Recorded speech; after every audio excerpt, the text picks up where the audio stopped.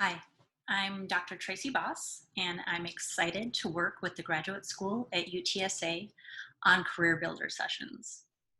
My background is in graduate education, biomedical research, and the reason why I am the person that will be leading this session with you is my expertise is in connecting with people that I have never met before.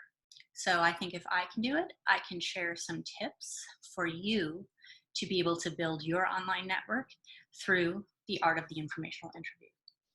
So I'm going to be sharing my screen and get this presentation started.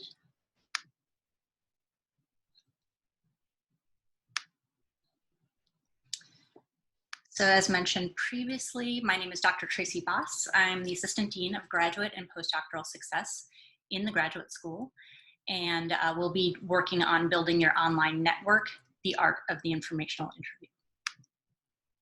So we're going to be going through these different steps to introduce the concept to you and help you take some steps to make yourself ready to lead your own informational interviews.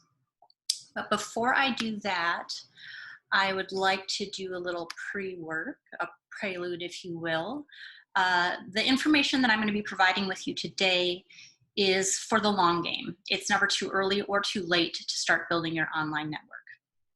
But if you need a job today, the information I'll be presenting to you may seem worthless or even offensive.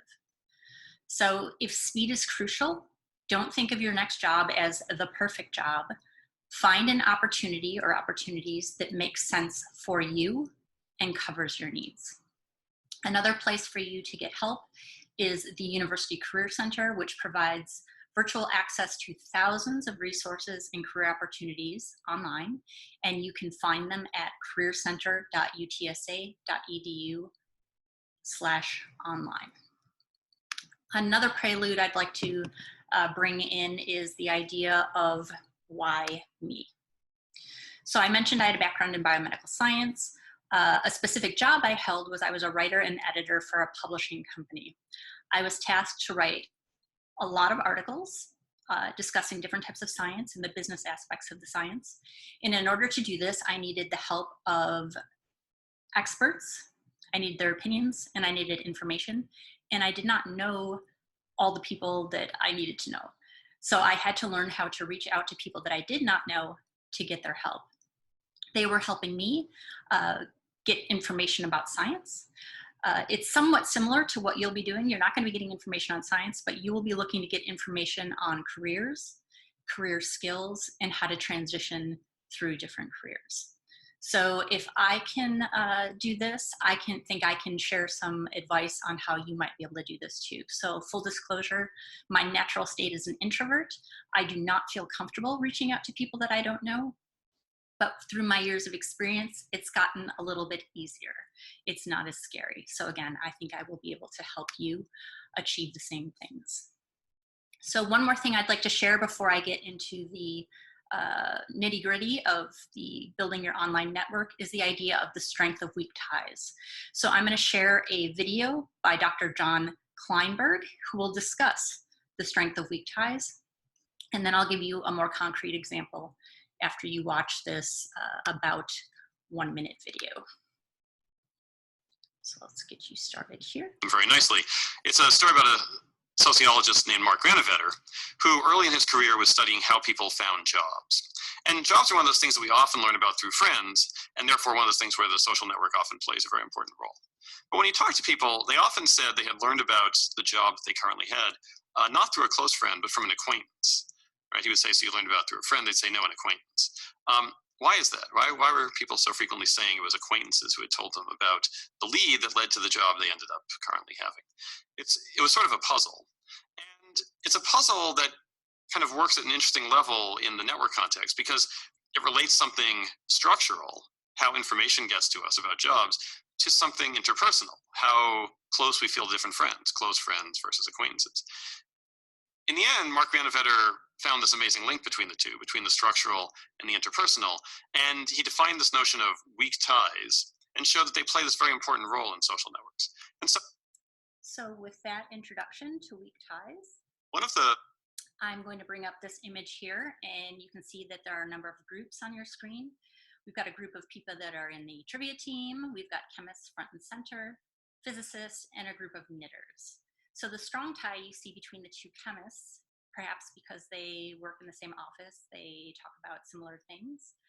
But then with the physicist, you see that weak tie because it's a dotted line as opposed to the strong line between the strong relationship between the chemists. There's the weaker relationship between the chemist and the physicist. So looking at this image, you can see how perhaps the physicist goes to hang out with the knitter friends. They're going to be working on a scarf, figuring out how to do that. And one of the knitters says, oh, my kids' school is looking for people that know how to make slime. They're looking for a scientist. Maybe they can teach the kids how to make slime. It'll be like a little laboratory experience. It'll be a lot of fun. And they look at the physicist, hey, you're a science person. Maybe you might be able to do something like that. And the physicist thinks, no, there's no way I can do that. But the physicist says, I know a chemist who might be interested in doing such a thing. And if you're okay with it, I could share your name with them and set that up. So in that way, you see how the chemist becomes introduced through the knitters through the physicist. So this is the idea of the strength of weak ties. And yes, this is an example of a job opportunity, but is a life opportunity. The idea the chemist is going to be working in front of kids who are interested in science. Maybe that chemist could think about making a change, but whatever, you need to be open to opportunities. And if something intrigues you or it sounds interesting, go for it. Don't always think about, oh, well, I'm trying to be strategic. I'm going to give up that opportunity. Part of the strategy is to create a network, and you never know where your opportunities are going to come from. One other thing that I wanted to mention right here, which I'll bring up a little bit later, is you should worry not that no one knows you. You should seek to be worth knowing. So this is a statement by a philosopher, and I'm going to bring that up a little bit later. I just wanted to introduce it now. So now we're going to get into the nitty-gritty of the art of the informational interview. And again, I'm going to take you through these different steps. One thing I wanted to point out that is I'm not just going to be lecturing at you. This is going to be kind of an interactive workshop, even though it's asynchronous and we're not on the same time. But I'm going to give you a chance to do a little bit of homework while you're listening to this video, because by the time you're finished with the video, you should be in a really good position to be ready to start setting up your informational interviews and actually conducting your informational interviews. So the first question is, where do you want to go? And this idea, I want you to think about, it's kind of like a reflection piece. You're going to create a one-page plan, not super detailed, just an idea of answering the question, where do you want to go? Are there target industries or an industry that you're interested in, a certain sector, certain field? What type of job titles intrigue you? Is there a job title in your past you might like to re-explore?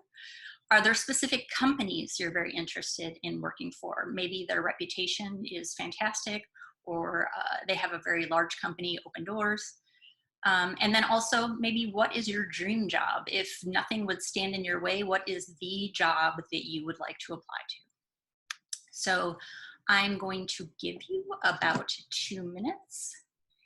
And we will let you go there. I will come back in 2 minutes.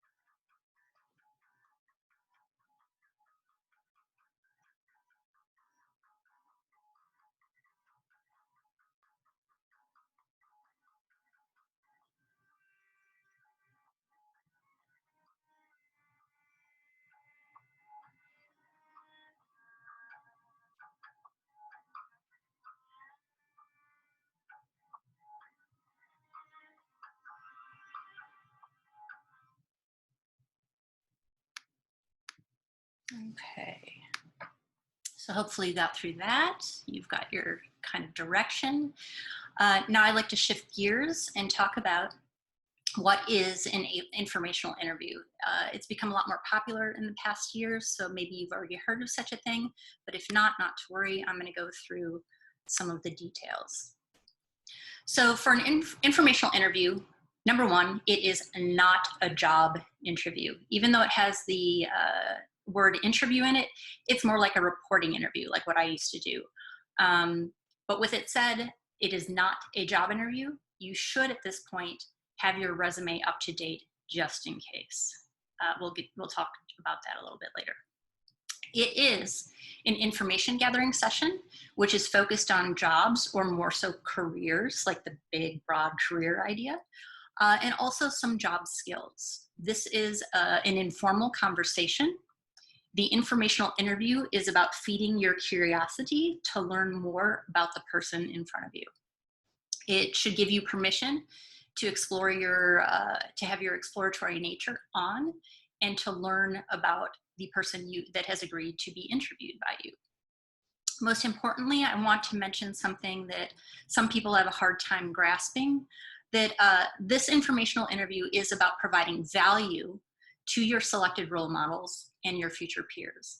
And a number of people that I've worked with in the past is like, I have nothing to offer. I have no value to the person that has agreed to speak with me. And I have to tell you that that is absolutely not true.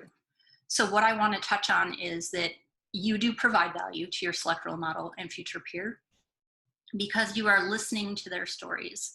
It's very uncommon for people to get together, maybe 20 minutes, an hour, and actually listen to each other's stories. So you are an active listener. You are appreciating the opinion of the person that you're going to be chatting with. And you should be intrigued by their day-to-day. Because you ask to hear about their career, about their job, I think you have some intrinsic interest in the stories that they will be sharing with you. Another thing is that person that you're chatting with, you want to understand their challenges and successes.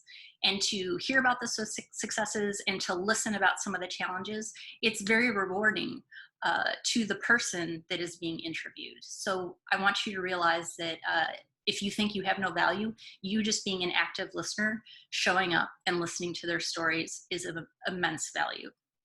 Another thing I wanted to mention is people really do want to help you. So the idea of that you are sending emails to people you've never met, why would they help you?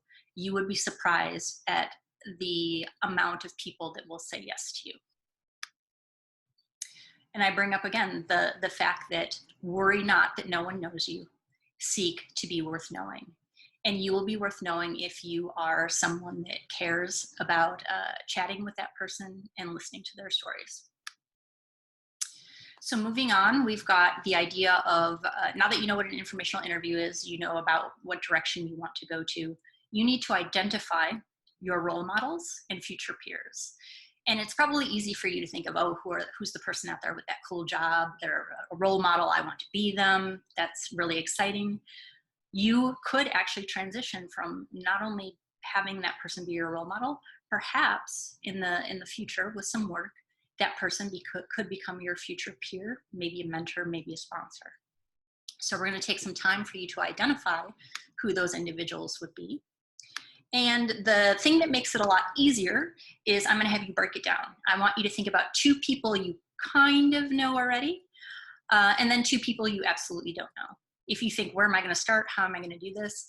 Many times you can use past colleagues or alumni from the institutions that you've been at school with to kind of figure out who you want to talk to. So an example for me is, it's kind of out on a limb, but the idea of, maybe he's listening, I worked with somebody for about 2 weeks in a laboratory, maybe about 20 years ago. And we interacted very well. And after all of this time, he's gone on his career path. And I know that he is actually working for the Gates Institute in Seattle, Washington. University of Washington is where we both were. So I really am not too afraid of reaching out to my old colleague, old friend, and ask, could I chat with him about the job that he does now? I could also say, oh, well, I'm going to go for the big shot too of maybe I can send an email to Bill Gates and ask him also about the Gates Institute. And I would say, yes, maybe it's a long shot, but why not? This is the long game. Why don't you go out on a limb, see if you can write to some of these people? Sometimes if a person is very busy, you write to the president of whatever company. The president will sometimes say, I have no time to do something like that, but I have an individual to be willing to talk with you. So really don't shoot yourself down. This is just, you're identifying people, you're gonna be sending them an email. It's not a lot of time, so why don't you dream big? So I'm splitting this into 2 people you kind of know and 2 people you don't know. If you've got some time here, I'm going to give you 5 minutes. If you've got time, you go ahead and poke around on the computer to try and see if you can find that person's email address. You would be amazed at how sometimes easy it is to find people's email address online.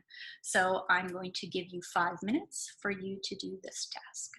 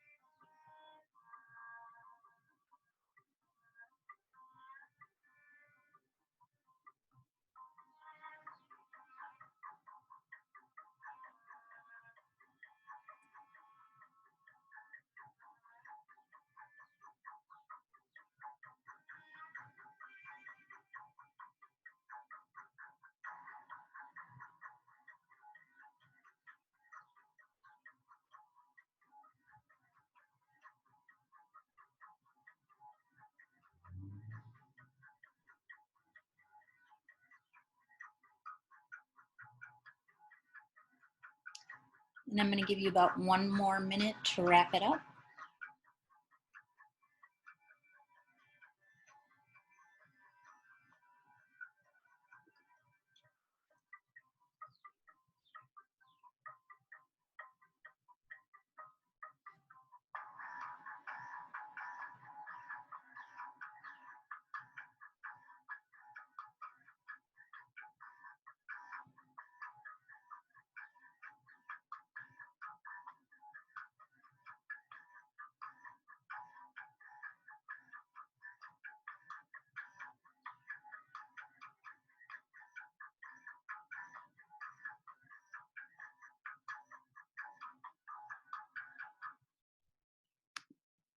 Okay. So hopefully you've at least figured out your 4 people you'd like to contact. And if you haven't found their contact information yet, you can work a little bit on that on your own for later. So the next step you're going to have to take is writing the email to those individuals.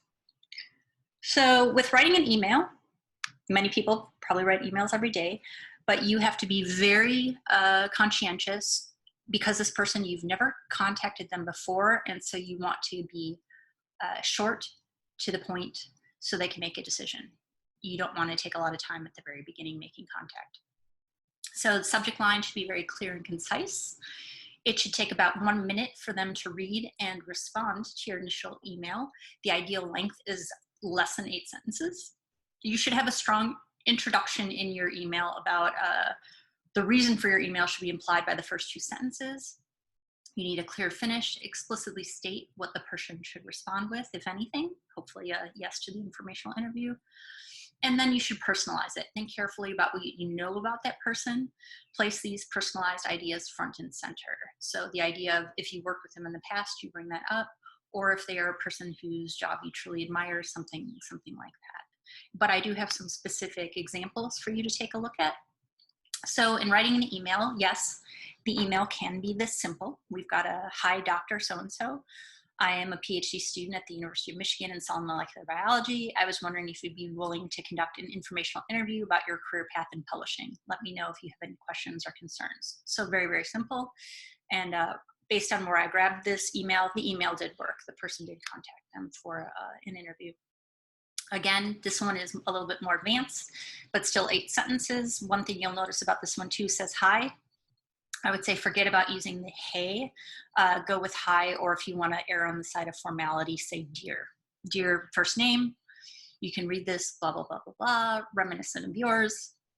Would you be willing to meet for coffee or speak on the phone? So in this case, we're probably going to be speaking on phones. I will be in San Francisco this coming weekend. Name a time. By the way, so-and-so sends regards. So they specifically fit in how they know that person. So again, I'm going to give you a little bit of time of what does your email look like. I'm going to give you 2 minutes. And again, this email should take about 1 minute to read and should be less than 8 sentences. So here we go.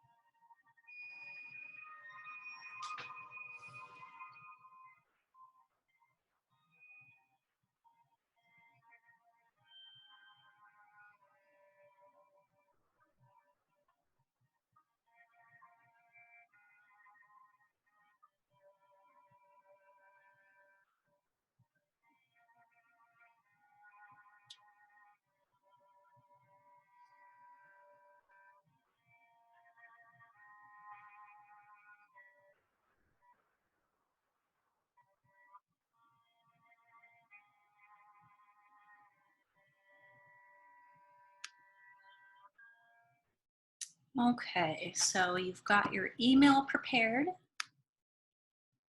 The question of, what if they don't answer my email? And you shouldn't worry about this too much because it can happen. But if they don't answer your email, write another email. It's okay. People are incredibly busy. It isn't a subversive plot. I would suggest you wait 5 business days and try again, maybe with checking in to see if you might have time to chat with me. We can work around your schedule. You should be sure to respond to your original email so that way they see the paper trail. They know that you're attempting to contact them. If they still don't respond to your email, you can wait another 5 business days and try again using a similar message. I would say after 3 attempts, you may want to think about some other people reaching out to you, because don't take it personally. It's not you. People are busy, but it is worth a shot to try and make connections. So with your, if you get your yeses and your interview is scheduled, now what? How do you prepare? So the way you're going to prepare is, rather than just jumping into asking questions in your informational interview, you need to think about how are you going to introduce yourself. So the important thing is it's informal. This is a conversation, not a job interview. In fact, this is a great practice with less pressure for a job interview. This is just a conversation. It is an informational interview. You're collecting information. You have to present, to introduce yourself, some first facts. You will present your full name and a few positive professional characteristics or experiences. And I would say that this should be no longer than 1 minute. And I'm going to take the opportunity to slide in that with Career Builder sessions, we have one called, I think it is creating your personal elevator pitch, or developing your personal elevator pitch. This is something you can work on later if you would like to more fully develop your first facts. With the introduction, you should also communicate your purpose. Some people will not know what an informational interview is, so you're going to have to enlighten them as to what you want to hear about from them and what you hope to get out of the interview. So here's an example. Hello, I'm Stephanie McCord. I've spent the last 5 years developing my skills as a project manager for Mega Company Inc., where I've won a Departmental Performance Award and been promoted twice. I love managing teams and creating strategies for innovative projects. I'd like to hear more about your work at Super Company Inc. and the skills that make you successful.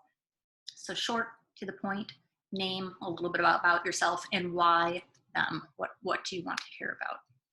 Another one, hello, I'm Robert Langdon. I'm a professor of art history and symbology, and I consult for a variety of different law enforcement agencies. Although I love my current role, I feel I'm now ready for a more challenging assignment, and I'm ready to build my own task force. I'd like to hear more about your work at Shadow Agency and any challenges you faced when you transitioned from your previous academic job. So again, short, to the point, gives a little bit of introduction without rambling too much. People can ask for more information if they would like. So again, I'm going to give you, this time I guess 3 minutes, and I'm going to have you write 3 or 4 sentences to describe yourself when you are meeting somebody at your informational interview. So again, I'm going to give you 3 minutes.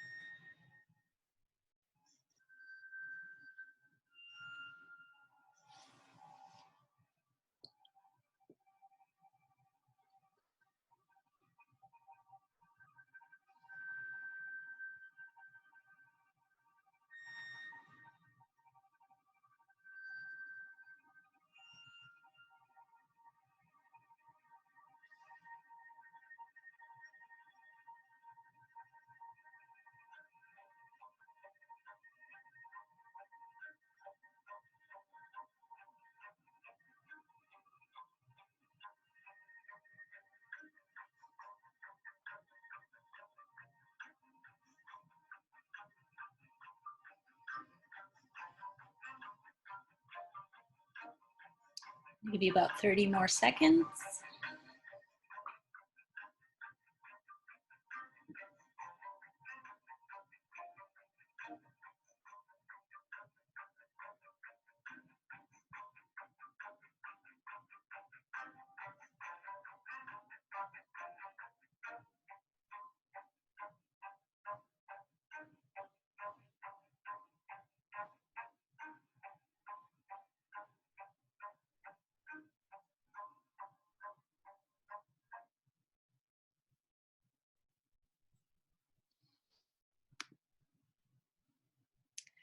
So now we've got, let's see here,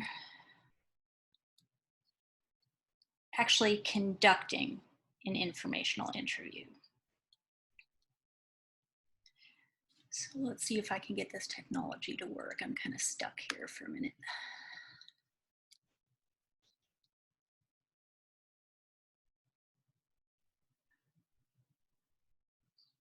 All right, I guess we will go on. We'll just go on with the show. So with conducting an informational interview, each conversation will be unique to the interviewer, you. But each conversation will require your curiosity and desire to explore. So some of these questions that we're talking about, I've got some examples here for you. You can describe a typical day for you and skills most necessary for succeeding. What previous professional experience have helped you in your role? Maybe what's something that would surprise people about your day-to-day? One thing you wish someone would have told you before going into this field? Maybe what attracted you to this career path? So these are some example questions that you can use. Again, you don't have to use all of them, and definitely don't ask all of them at one time like I just did. You're going to feed the person one question at a time and hear their answer, active listening. The other thing, oh, here we go, technology works again. Another thing to think about is with each conversation being unique, do not be afraid to let the conversation develop naturally. So if you ask them one question and they give you a response, they might think of another thing that they want to tell you about and lead the conversation in a different direction. That's completely fine. We are basically giving you these steps in the informational interview and sample questions, so that way if you feel nervous going in and the conversation doesn't happen naturally, you are armed with all of these questions and questions of your own to help that conversation keep going. So if the conversation takes a turn towards other areas, that's fine. Just make sure that the important questions for you get answered. So some of the other examples that I'm presenting here: what kinds of accomplishments tend to be valued in this field? What current issues and trends in the field should I be aware of? How do you keep your network up to date? Is this difficult or easy for you? Can you suggest anyone else I could contact for additional information? This is actually using the idea of the strength of weak ties. Perhaps the person you're contacting really can't give you information about the career or skills that you're interested in, but that person might know somebody who would be a good conversationalist for you. And then one that opens up a lot of doors is the idea of asking, what question didn't I ask you that you wished you had been asked? So this gives them the perfect opportunity to tell you about things that maybe you didn't specifically ask for. So now, even with all those questions that I shared with you, I'm going to give you 2 minutes to figure out 5 questions that you might like to ask during your informational interview. So again, we're going to give you 2 minutes.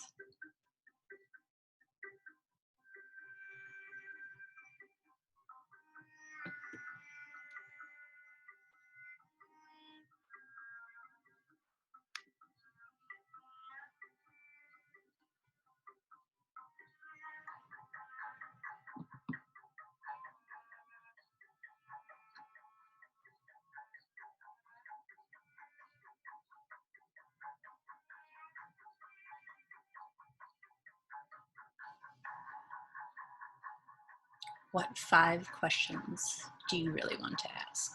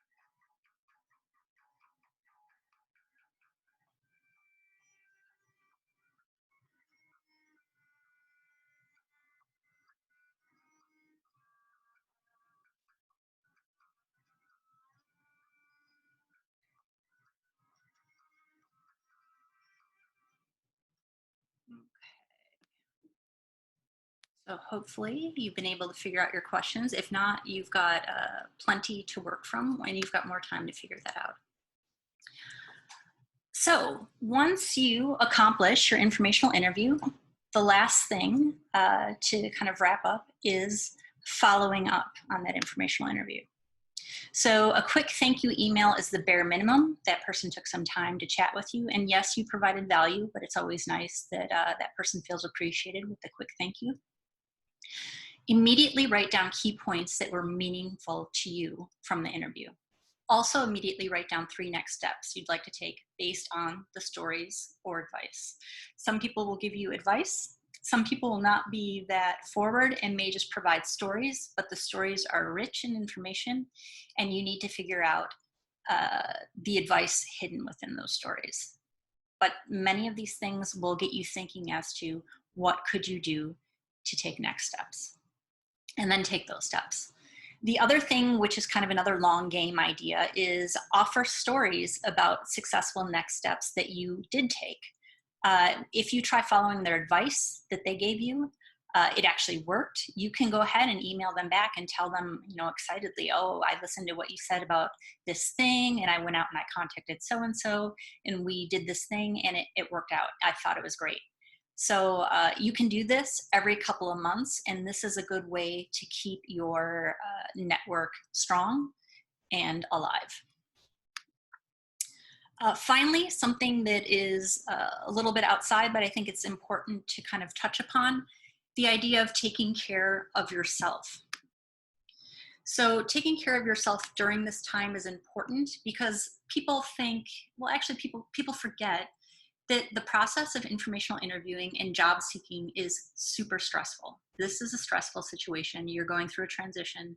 Transitions are always stressful.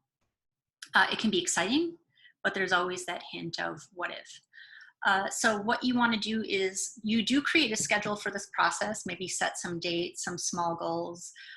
One person that I work with set a spreadsheet and they kept track of every person that they sent an email to. Was it successful? When did they talk to that person on the telephone or on Zoom? And then could they follow up?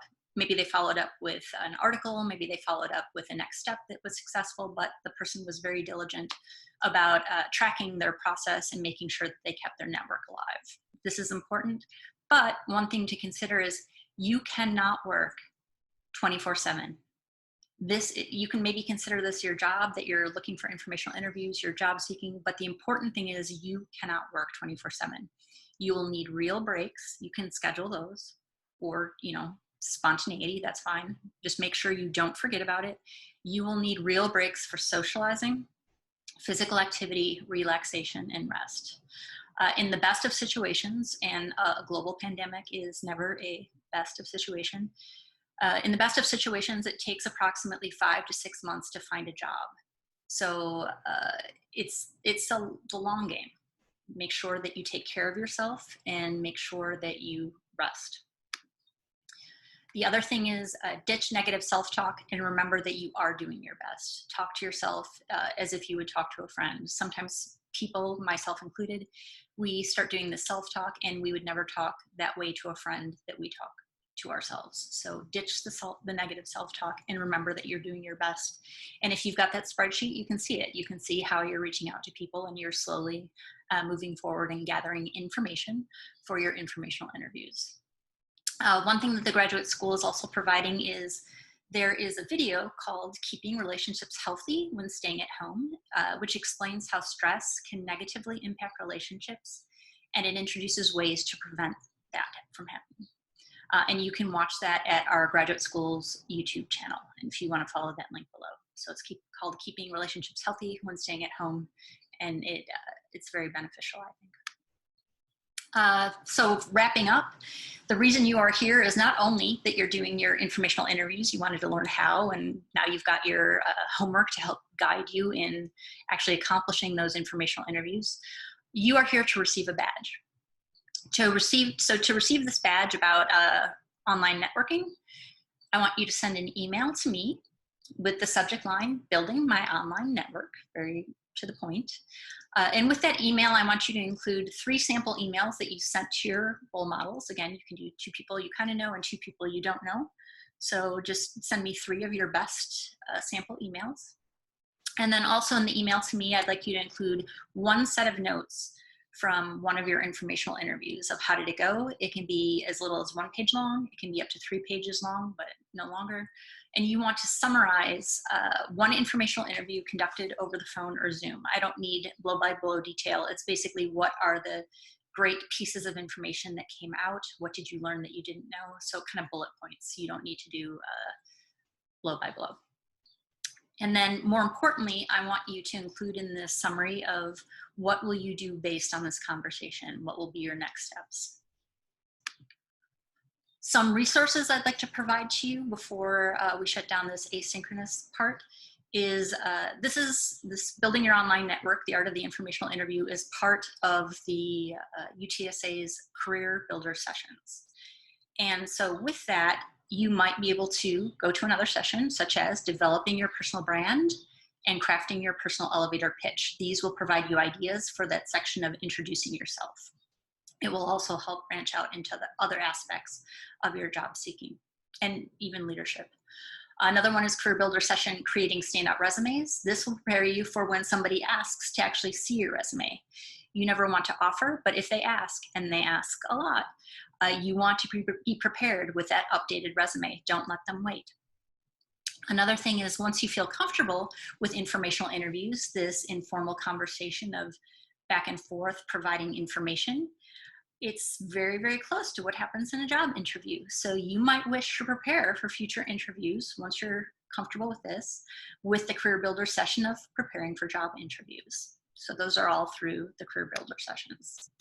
And then finally, 2 other resources I've already mentioned, but I thought it would be good to bring them up again. The Keeping Relationships Healthy When Staying at Home, which you can watch at the Graduate School's YouTube channel. And then also the University Career Center, which does provide virtual access to thousands of resources and career opportunities. And they can be found online at careercenter.utsa.edu/online. So these are the things that I wanted to share with you. As I mentioned before, when I first started, I was not comfortable with reaching out to people and having conversations with them. But the more I did, the easier it became.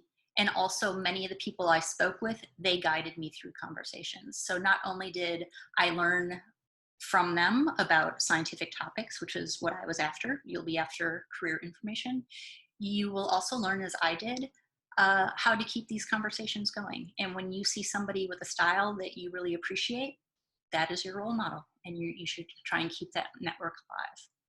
So with that, I am going to turn off this asynchronous portion, stop sharing. And so if you are actually with me through Zoom, we were going to have some time to answer some questions. So what I'm going to do is I'm going to turn this off, so that way you can ask me any question about informational interviews and building your online network that you'd like, and that way it will remain between us. So thank you for attending, and again, to get your badge, please send an email to me, Tracy Boss, utsa.edu, and if you need any help with anything, advice, I would be happy to connect with you. So we will go on to the questions.